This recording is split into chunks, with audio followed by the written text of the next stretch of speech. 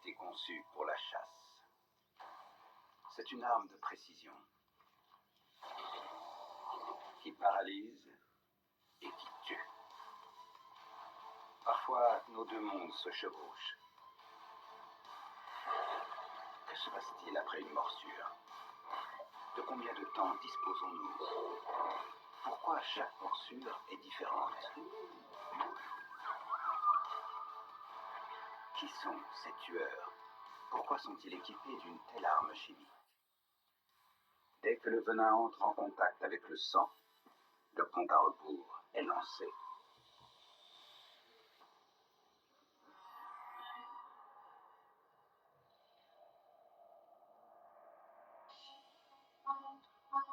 L'Inde, une terre immense et ancienne, avec des jungles brumeuses et des villes surpeuplées. Un monde de couleurs, de chaos et de vie.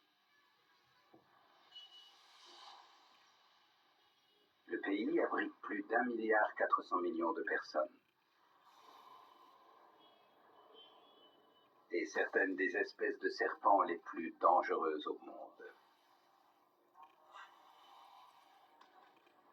Ici, humains et serpents se côtoient depuis plusieurs millénaires. Aucune espèce n'est plus vénérée que le cobra.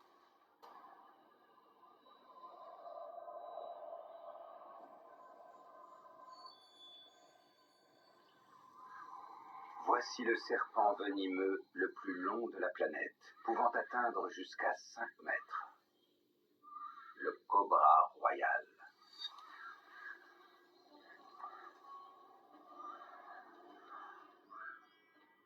Il est équipé d'une arme sans pareille. La quantité de venin contenue dans une seule morsure peut tuer un éléphant.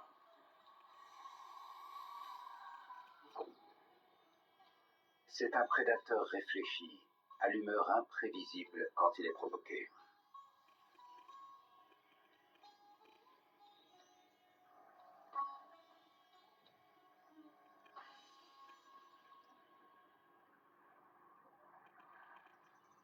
Tout le monde le surveille quand il passe dans les parages.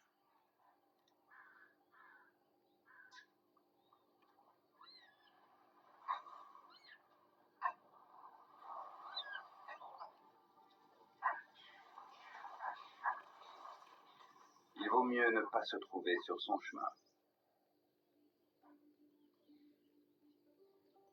Il chasse ce que les autres craignent,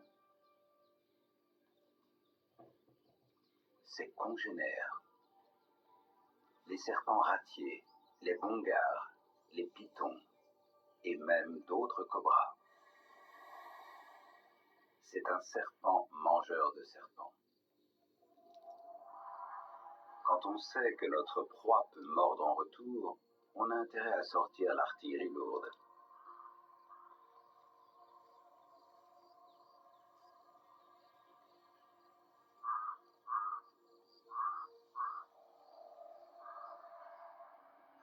En Inde, l'agriculture grignote de nouvelles portions de forêt à chaque saison.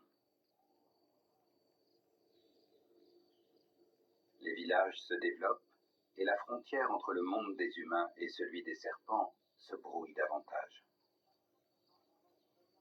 Le cobra royal est très intelligent. Il apprend, il s'adapte,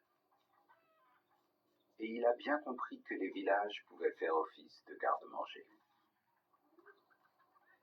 Des gardes-manger qui attirent les rongeurs, et les rongeurs attirent sa proie favorite.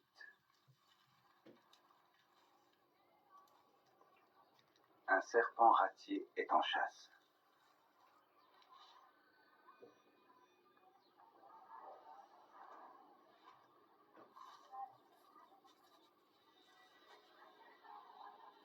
Ce constricteur n'est pas venimeux, mais très puissant.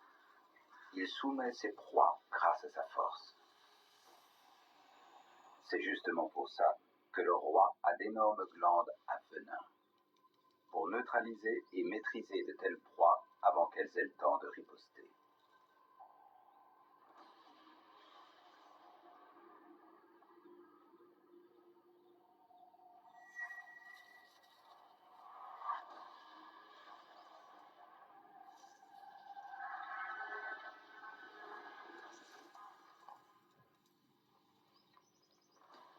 flot de toxines se déverse immédiatement dans le sang du serpent ratier.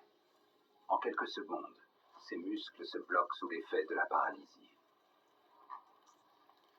Puis ses organes commencent à lâcher, car ils sont détruits de l'intérieur. C'est une morsure qui tue et qui dissout, permettant au cobra d'engloutir son congénère tout entier, mètre par mètre.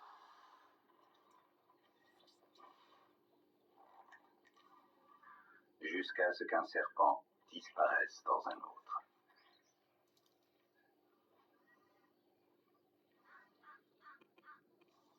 Ce combat a attiré du monde.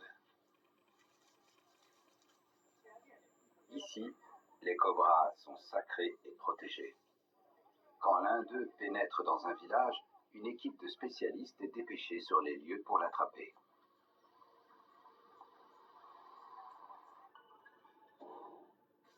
Un tel serpent exige du respect et de l'espace.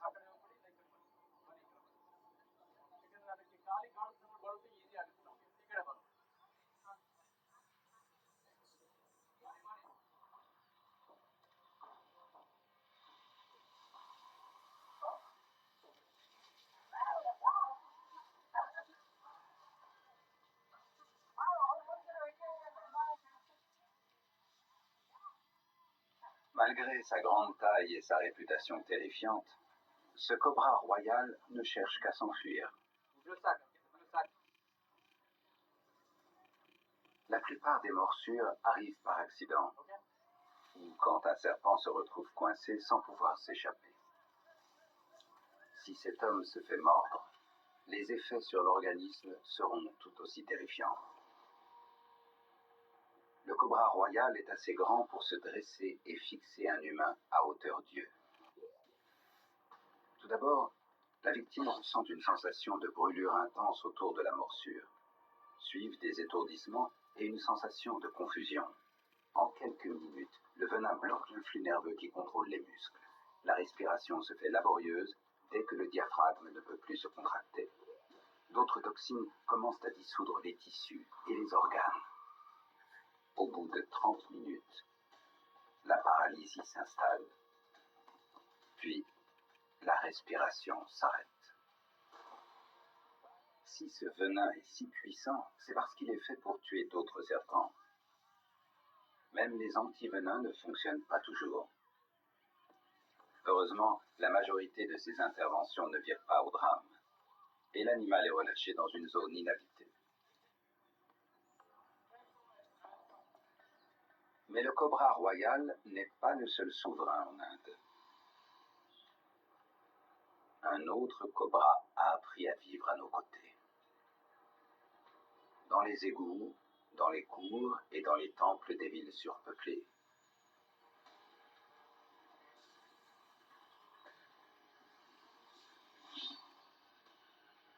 Le serpent à lunettes. C'est l'une des 4 espèces les plus dangereuses en Inde. On le craint dans tout le pays, et il est responsable de milliers de morts chaque année. Pourtant, c'est aussi un serpent que l'on vénère ici. On le retrouve sculpté dans les temples, la coiffe déployée, comme lorsqu'il chasse. La paire de lunettes dessinée sur sa coiffe n'est pas qu'esthétique. C'est un avertissement.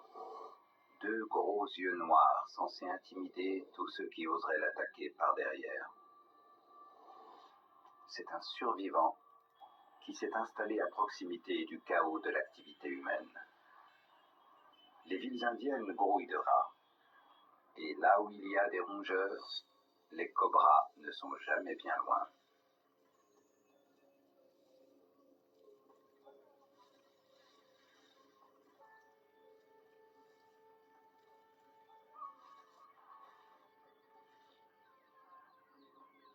Attiré par l'odeur alléchante de nourriture, un serpent à lunettes s'approche d'une maison.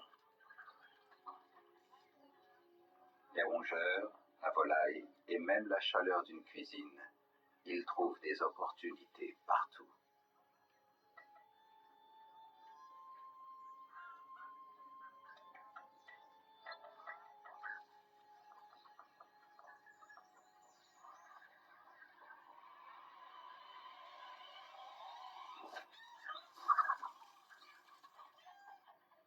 poule se disperse, mais le serpent disparaît à l'intérieur. La plupart des morsures arrivent ainsi. Une main cherche quelque chose dans la pénombre et un serpent effrayé se défend. Les crochets se plantent. Le venin se propage. Les neurotoxines bloquent les signaux entre le cerveau et les muscles. Les cytotoxines décomposent les tissus autour de la morsure et ravagent les organes vitaux. Les toxines cardiaques provoquent des douleurs de poitrine et l'arrêt du cœur. Sans traitement, la victime risque de mourir dans l'heure. D'icône sacrée, il est devenu invité mortel. Le cobra a deux facettes, vénéré au temple et redouté à la maison. Alors que les cobras sont célébrés en Inde, l'Afrique abrite un serpent que la plupart des gens détestent.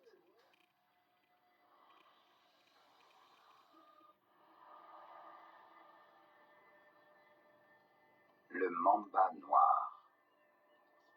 Long, svelte et mortel. Son nom ne lui vient pas de la couleur de ses écailles, mais de l'intérieur de sa bouche.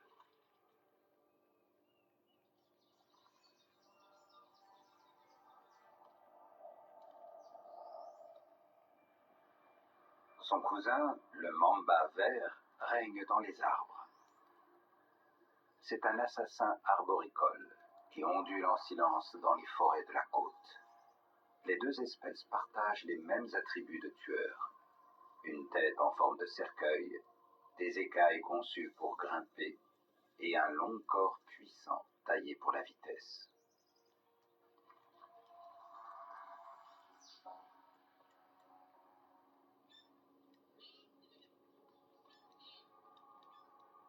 Leurs proies au sang chaud ont dicté leur évolution.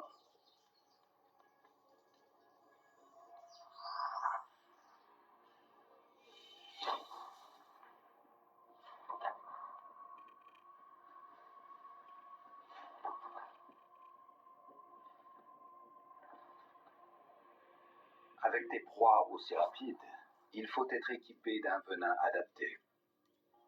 Le leur fait partie des plus foudroyants au monde.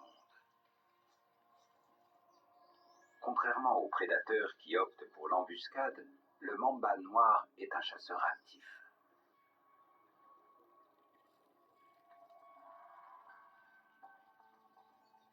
Il cherche, traque et attaque.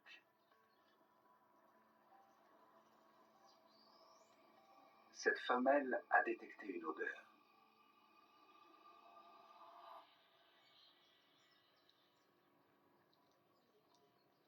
Elle hume l'air à l'aide de sa langue.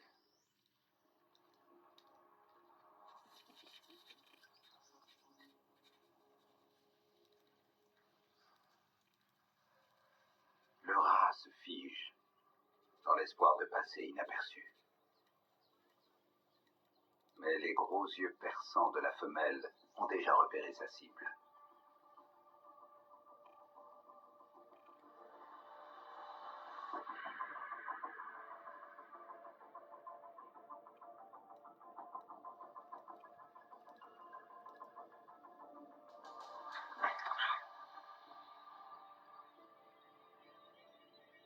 Ces petits crochets fixes administrent une dose de venin à effet immédiat qui va stopper l'organisme en quelques secondes. Cette paralysie quasi instantanée lui assure que sa proie n'ira pas bien loin, ou dans ce cas précis, on ne la lui volera pas.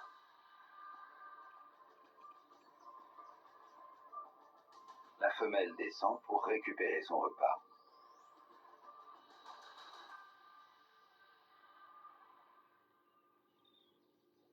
Mais on observe. Un mâle compte bien tenter sa chance.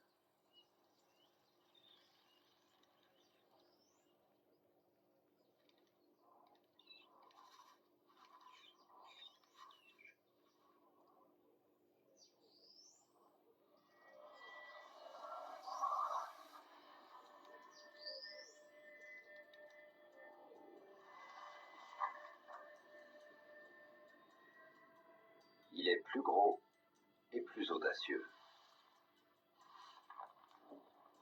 Il n'attend pas que le venin ait complètement agi. Le mamba noir doit digérer rapidement pour soutenir son mode de vie très énergivore. Son venin ne se contente pas de tuer, il aide à dissoudre la chair avant même que la proie ne soit avalée.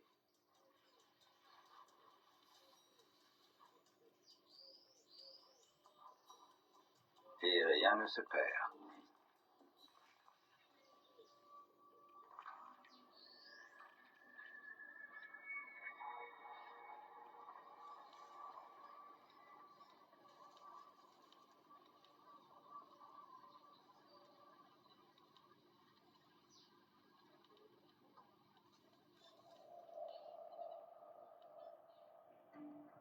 Leur territoire se limitait autrefois aux forêts vierges et à la savane, mais il a depuis été remplacé par des terres agricoles, des routes et des habitations.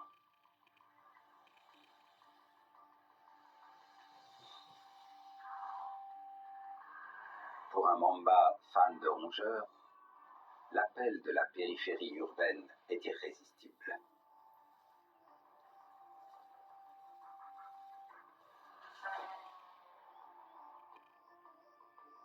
Les champs de canne à sucre grouillent de rats.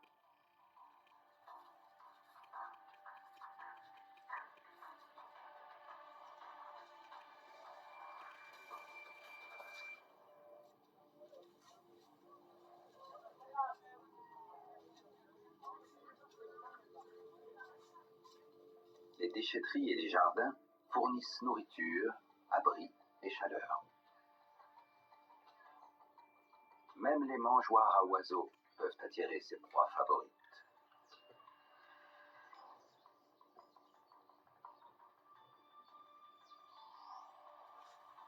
Une main mal placée, un flash d'écaille sur une terrasse, un éclair lumineux dans l'obscurité. Les rencontres avec l'humain sont inévitables.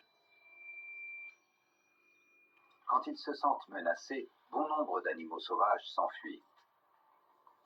Mais le mamba est en tension constante et très réactif. La plupart des morsures se produisent lorsque quelqu'un panique ou essaie de le tuer. Et quand mamba et humain se rencontrent, l'issue est parfois tragique. Une seule morsure peut injecter suffisamment de venin pour tuer 15 adultes. On l'a surnommé le baiser de la mort. En quelques minutes, les doigts picotent, les lèvres s'engourdissent et la victime se met à bafouiller. Elle voit double et transpire comme si elle avait de la fièvre. Des crampes abdominales provoquent des vomissements violents. La paralysie musculaire engendre d'importantes difficultés respiratoires. Le système cardiovasculaire défaille jusqu'à l'arrêt cardiaque et la mort. De la cime des arbres au sol de la savane, qu'il soit vert ou noir, le mamba est décidément la silhouette la plus dangereuse d'Afrique.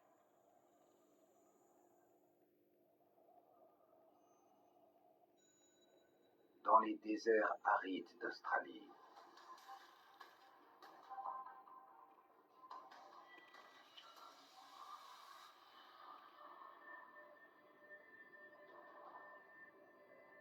à des milliers de kilomètres de la côte, au cœur de l'outback, vit un serpent si discret que peu de gens l'apercevront un jour.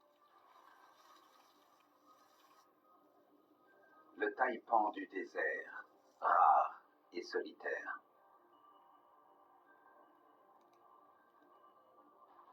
Ce n'est ni le plus gros, ni le plus rapide. Mais à quantité égale, son venin est le plus toxique de tous ses congénères. Une seule morsure injecte une dose si puissante qu'elle peut terrasser une centaine d'hommes adultes. Pourquoi un tel effet dévastateur? Parce qu'il est particulièrement difficile de vivre dans le bush. On y trouve très peu d'ombre et les températures frôlent les 40 degrés. La nourriture est rare.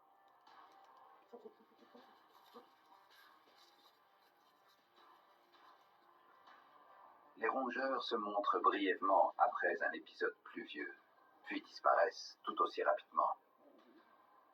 Le taipan ne peut pas se permettre de manquer sa cible. C'est pourquoi son venin est un concentré d'efficacité. Pour lui, pas question d'attendre dans un coin. Il est obligé de chasser.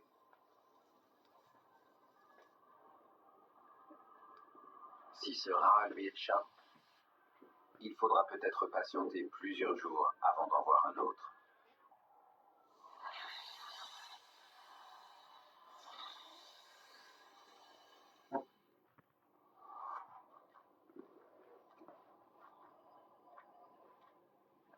Pour garantir son succès, il lui injecte une dose 10 000 fois plus forte que nécessaire pour le tuer. Le venin submerge l'organisme du rongeur en quelques secondes. Cette rapidité d'action empêche la proie de retourner se réfugier sous terre.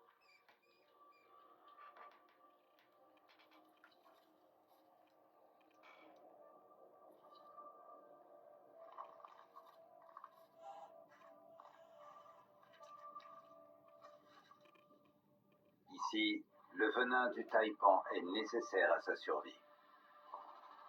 Mais alors que la population s'aventure davantage dans l'outback et que les rongeurs prolifèrent autour des fermes, la même morsure infligée à un humain serait tout aussi mortelle. Le compte à rebours débute immédiatement. Les neurotoxines attaquent le système nerveux central. Les premières convulsions surviennent et les muscles se contractent. La paralysie atteint les poumons, pendant que les hémotoxines provoquent d'importantes hémorragies internes. Enfin, le cœur cesse de battre. Sans traitement, la mort survient en moins d'1 heure. Et pourtant, malgré la menace qu'il représente, il est rare de croiser un taipan du désert. Ce serpent calme et solitaire préfère se tenir à distance de toute activité humaine. Mais le venin du taipan ne connaît pas d'égal. Preuve que dans le désert, seuls les prédateurs les plus redoutables parviennent à survivre. Tous les serpents ne comptent pas sur leur agilité. Certains préfèrent s'équiper d'énormes crochets au venin destructeur.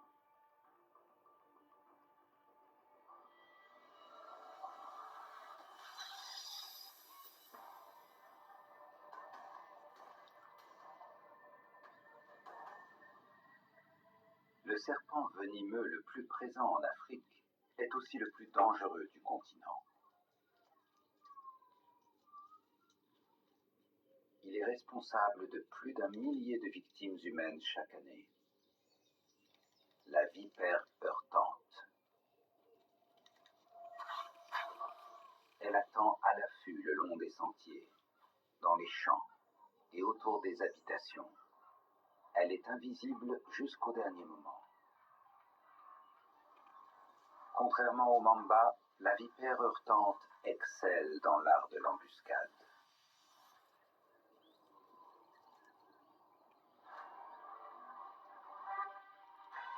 Elle attend patiemment et ne frappe qu'au moment où sa victime est au plus près. Son attaque est une des plus rapides de la planète.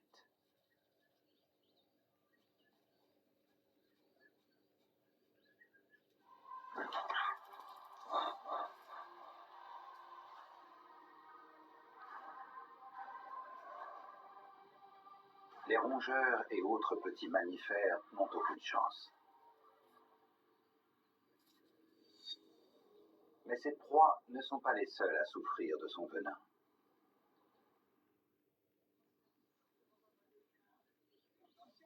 Sur tout le continent africain, les vipères heurtantes cumulent plus de morsures que la plupart des autres espèces. Contrairement à de nombreux congénères qui préfèrent fuir, celle-ci campe sur ses positions. Elle gonfle son corps et siffle en guise d'avertissement.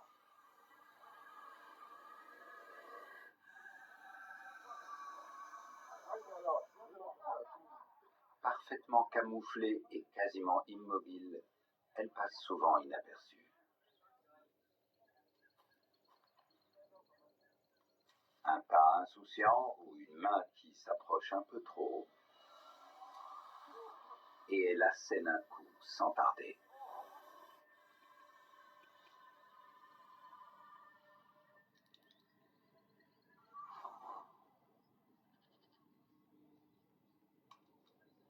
Autour des maisons de village, où le bétail paisse et où les déchets attirent les rongeurs, la patience de la vipère heurtante finit par payer. Alors que les autres serpents chassent, cette dernière se contente d'attendre que sa proie vienne à elle. Les enfants la croisent souvent en jouant dans les villages. Et les chiens tentent de la débusquer.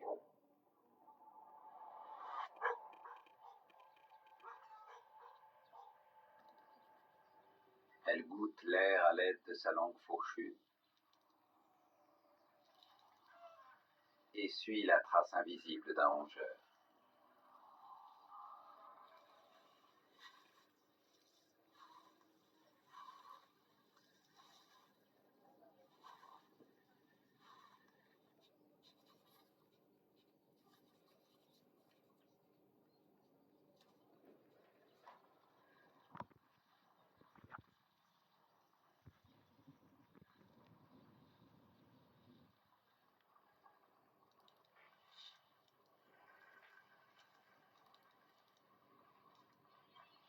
Son camouflage lui a permis de passer inaperçu. Maintenant, il n'y a plus qu'à attendre.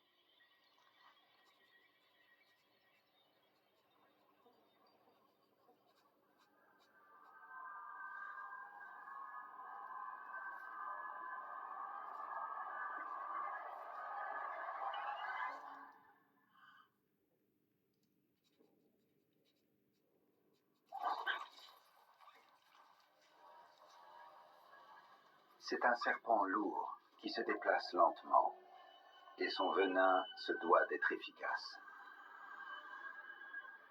Les cytotoxines qu'il contient dissolvent la chair de l'intérieur, tandis que des enzymes entament la digestion. Les muscles fondent, les tissus se déchirent. La proie est déjà morte et en cours de décomposition avant même que le serpent ne l'engloutisse. La morsure de la vipère heurtante ne se contente pas de donner la mort, elle anéantit toute vie. Là où la vipère heurtante est lourde et silencieuse, sa cousine, plus petite, est agitée, bruyante et bien plus irascible.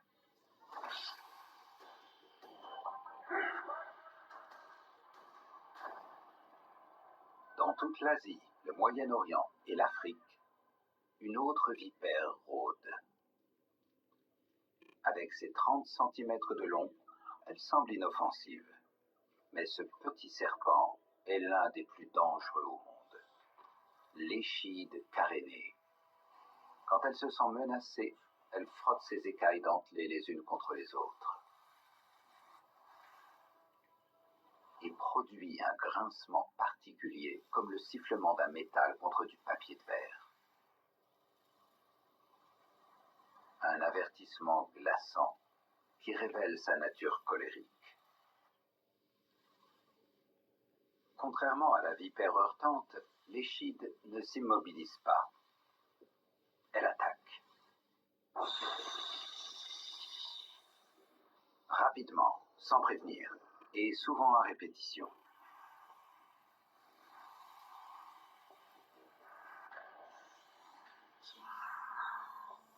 Malgré sa petite taille, l'échide carénée est responsable de dizaines de milliers de morsures chaque année. Elle s'est adaptée à la vie à nos côtés et s'installe dans les prairies sèches, les fermes et les villages. Elle se fond parfaitement dans la poussière et les débris, et passe presque toujours inaperçu. Les enfants jouent au cricket dans l'herbe poussiéreuse.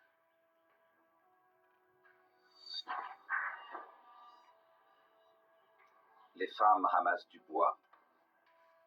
Les chèvres broutent. Et les vipères sont partout sous nos pieds.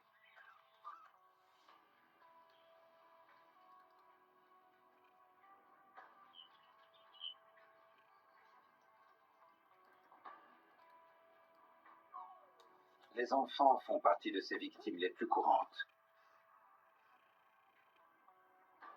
Insouciants, ils ignorent le danger qui rôde.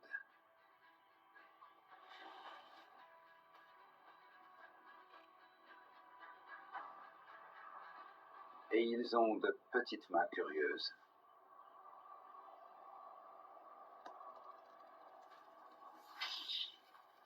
Les chiites carénés frappent sans la moindre hésitation.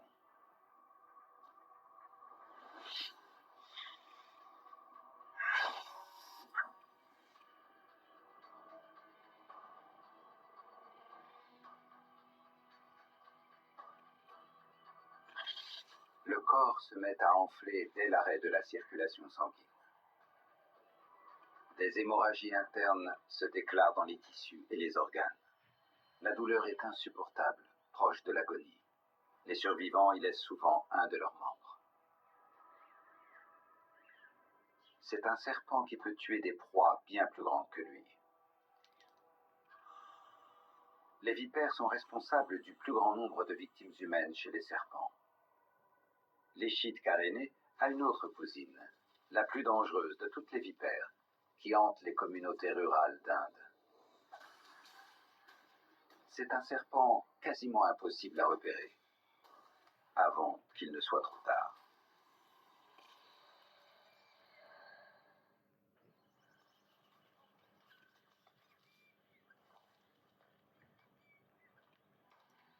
Voici la vipère de Russell, une espèce extrêmement venimeuse.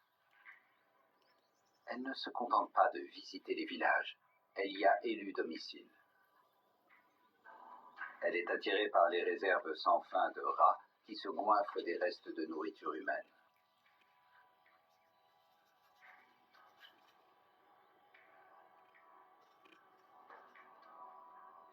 Les piles de bois, les sacs de graines et les recoins sombres offrent les meilleures cachettes.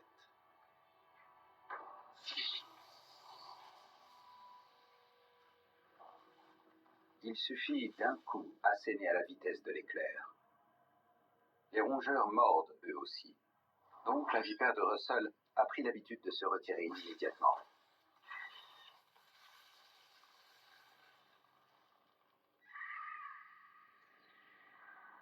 C'est une prédatrice hors pair. Elle peut administrer la moitié de sa réserve de venin en une seule morsure. La proie est morte et en cours de digestion avant même d'avoir été consommée. Quand les proies et les hommes partagent le même espace, la frontière entre le chasseur et sa victime peut se brouiller. Comme la vipère heurtante, ce serpent au corps lourd est un maître du camouflage. Enroulé sur lui-même et alerte, il tend son embuscade le long des sentiers et attend qu'une proie passe par là.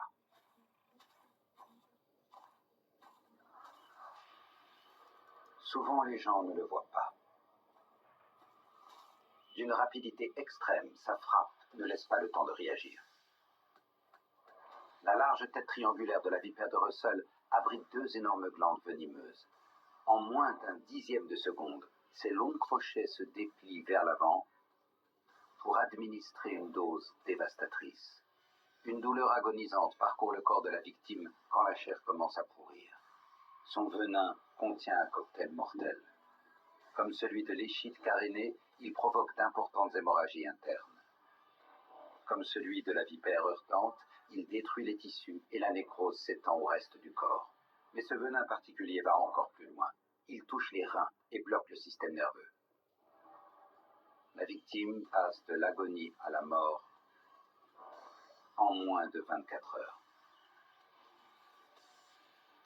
La vipère de Russell est la tueuse par excellence.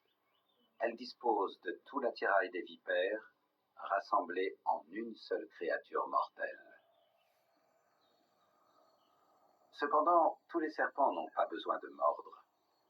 Certaines espèces ont développé une attaque à distance.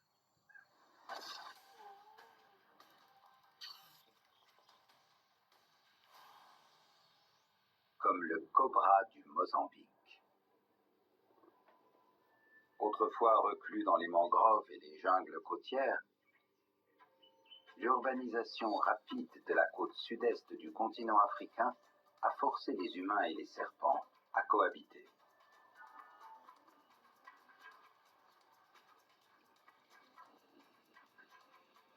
Dans ces nouveaux quartiers, ce sont souvent les chiens qui donnent l'alerte en premier.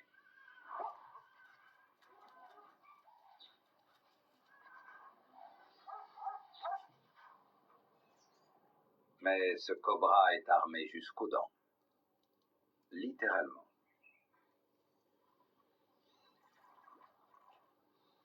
Il a développé une défense remarquable, conçue pour survivre à sa plus grande menace, les humains.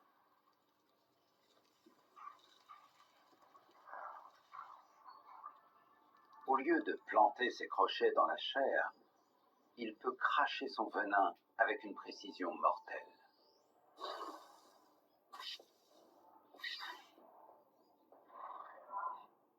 Chaque crochet dispose d'une ouverture à la pointe.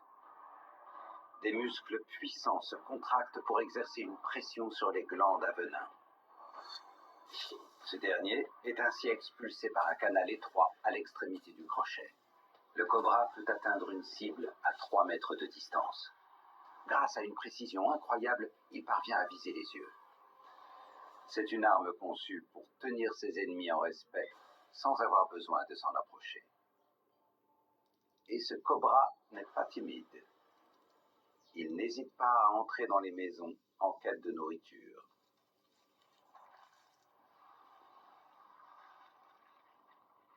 Il n'est pas difficile. Des grenouilles, des crapauds, des rats, tout lui va. Même ses propres congénères.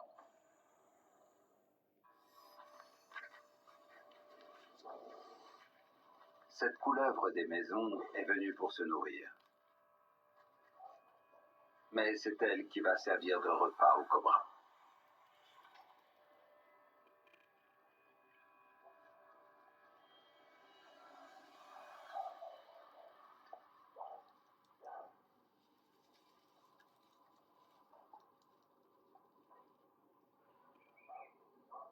Réactif et toujours sur la défensive, le cobra du Mozambique crache d'abord et mord ensuite.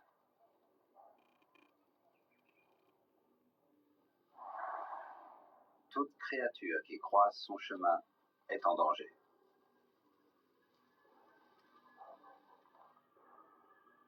Malheureusement, ses victimes comptent beaucoup de jeunes enfants.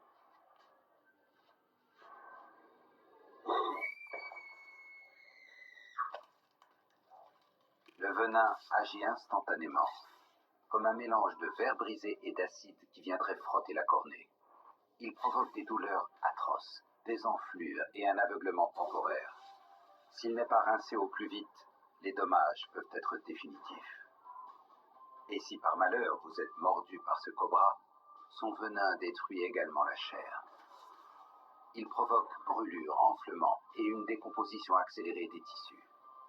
Les survivants peuvent être marqués à vie, ou y perdre des doigts ravagés par la nécrose. Le cobra du Mozambique nous prouve que le venin n'est pas seulement une arme, mais aussi un bouclier, un système de défense qu'il a développé pour survivre dans un habitat qui ne cesse de rétrécir. Mais il nous reste un dernier assassin à étudier.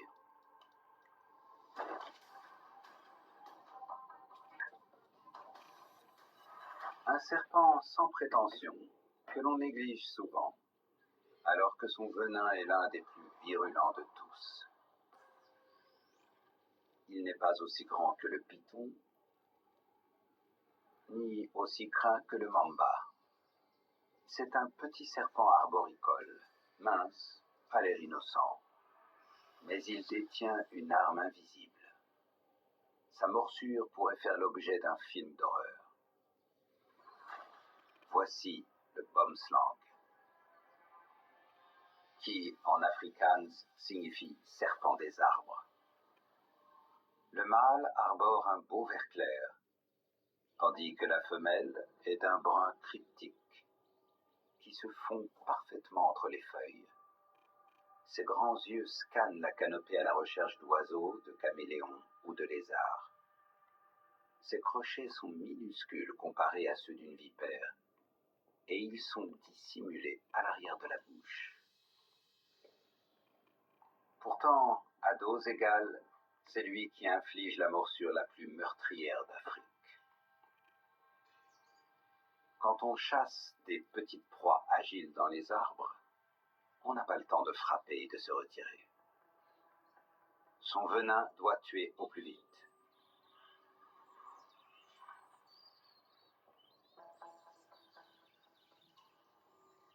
Des hémotoxines puissantes déclenchent rapidement des hémorragies internes et immobilisent la proie en quelques secondes. Mais chez les humains, la réaction est plus lente et sournoise. Au début, les symptômes sont si légers que les victimes ne se rendent pas compte qu'elles ont été mordues. Maux de tête, nausées, vertiges, ce n'est que le lendemain que le cauchemar commence. Les mâchoires, le nez et les yeux se mettent à saigner. Les organes se noient dans d'importantes hémorragies internes. C'est une mort lente et agonisante. Ce serpent doit être évité à tout prix. Mais le bomslang est très répandu dans le sud du continent. Il partage ses forêts et ses villages avec des millions de personnes. D'assassins au pouvoir paralysant à ce tueur silencieux qui saigne ses victimes, les serpents ont évolué pour développer des armes uniques en leur genre. Et pourtant, quand nos deux mondes s'entrechoquent, ce sont quand même eux qui paient le prix fort.